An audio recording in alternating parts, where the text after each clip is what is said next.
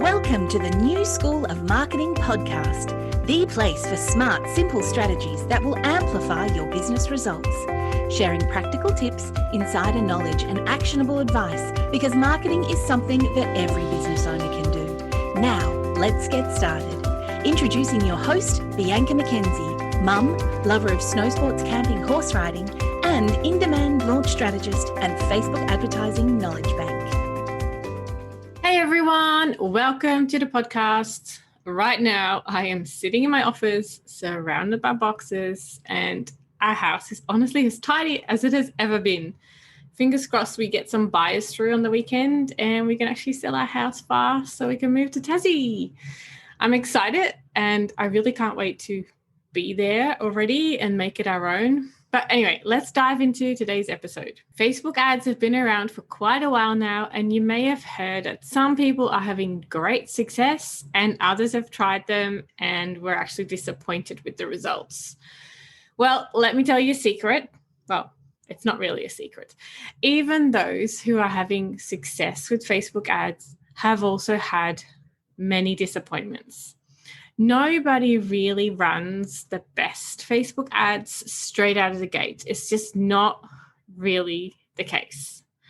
Even if you're seeing results with your first efforts, there's always something to improve on. Facebook ads constantly change, and it's basically a constant game of test and measure, even for full-time ads managers like myself. Most of my days are spent testing, measuring, tweaking, optimizing.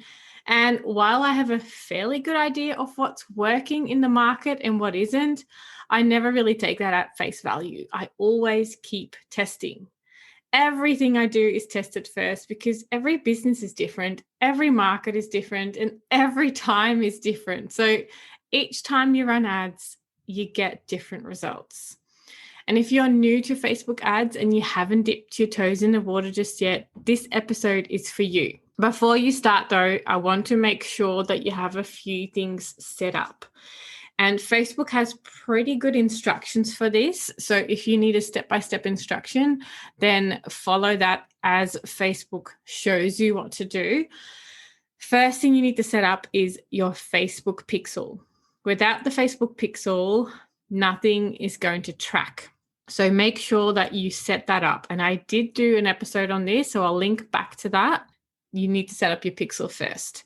Now, because we are in this time of changes and the Apple iOS update has just been rolled out, which means that people can opt out of tracking on their mobile devices. So because of this, there's a few things that you need to do as well. And the first one is you need to verify your domain with Facebook, as well as set up your aggregated events. This probably means nothing to you because it all just came out recently. So I actually created a free guide on how to set up or how to prepare your Facebook ads account for these iOS changes.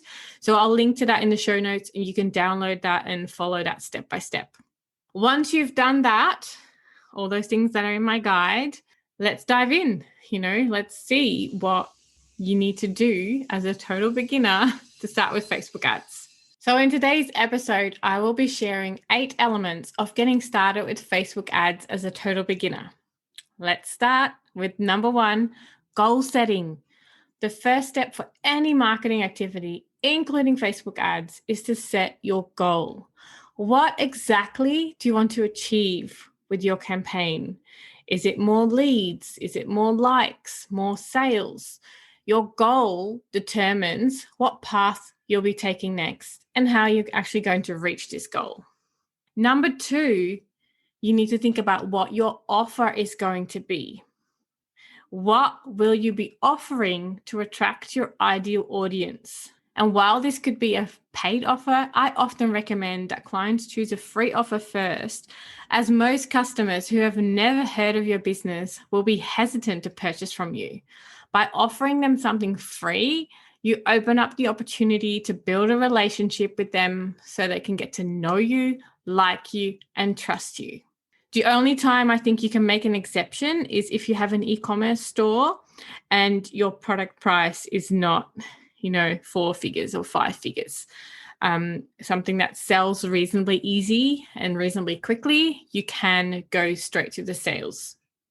All right, number 3 is identify your ideal audience. So this may sound really easy, but I often see people skip this section and simply target everyone in a certain age group or a certain area. And by targeting everyone, you're not really specifying anyone, which makes it very confusing for those that you're targeting. Plus, you're often wasting a lot of money. So spend some time really defining who you want to target before you rush into running ads. Number 4, what is your ad going to look like? Okay, we finally come to the actual ad. Think about what you want your ad to look like. Is it going to be an image ad? Is it going to be a video ad, a carousel ad, or one of the other types that Facebook offers? Or are you going to actually stack your ad campaigns by running a few different types of ads? You can do that too. Well, if you're brand new to advertising, I often recommend starting with an image ad, unless you already have some amazing video and amazing creative. You can start with an image ad. So you can create multiple images, let's say 3 to start with, that you can test against each other to see which images your audience actually resonates with most. So here's something I want you to do right after listening to this episode. Head on over to your Facebook newsfeed and look at the ads to see how they're laid out. What is good about them, what don't you like about them, etc. Looking at other ads often helps us find out what we do want to do for our own business. So do that right after you've listened to this episode. Number 5 is putting your ad together. So now it's time to put it all together. And as I said before, create a few different images that you can test against each other. Also, you might want to write your copy, your headline, your newsfeed description, and once again, look at other ads, how this is done, and what type of copy you'd like to use for your ad. Obviously, don't copy anyone else, but use your own voice, or ideally the voice of your audience instead. And you might like to use things like testimonials or other words that your clients use in your ad, or you might like to just keep it super short, and you can test all of this against each other as well. Number 6, where will you be sending your traffic? So the next step is basically to determine where you will send your traffic. Most people will use a landing page for this that is specifically set up for the ad. And often the only action someone can take is to sign up for and download your free offer. And the reason this is done is that website homepages and other pages often provide distractions, which means that you're less likely to get the outcome that you desire. So taking away those distractions like menu bars and things like that helps you get the results that you want.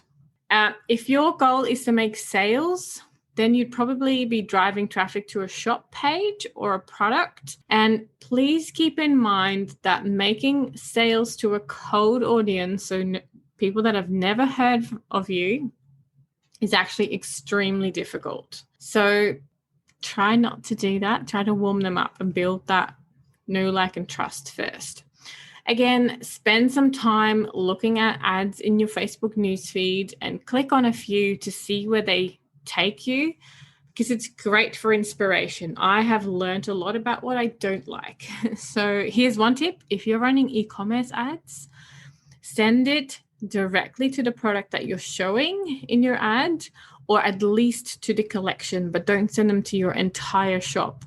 And don't make people wade through all of your products, because they will leave. Okay, number 7, launch your ad. So the next step is to launch your ads. And if you followed all the steps, you should have all the components ready to set up your first ad. So follow the steps that Facebook gives you. And if you're not sure about certain parts, leave them to the default setting. It's not always the best practice, but Facebook really wants you to succeed. So the default settings are actually pretty good.